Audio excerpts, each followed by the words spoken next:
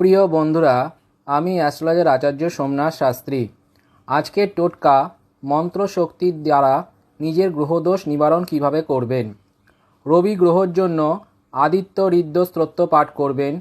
চন্দ্র গ্রহর জন্য শিব সহস্রনাম স্তোত্র পাঠ করবেন।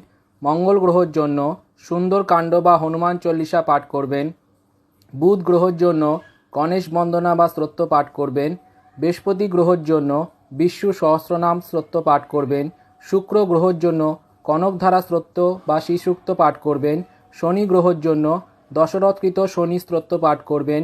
রাহু গ্রহর জন্য দুর্গা সপ্তশতী স্তোত্র পাঠ করবেন। কেতু গ্রহর জন্য গণেশ রক্ষা কবচ পাঠ করবেন।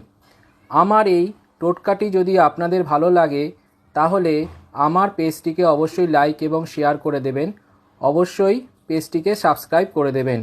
আমার ফোন নাম্বার হলো 8240341335। ধন্যবাদ।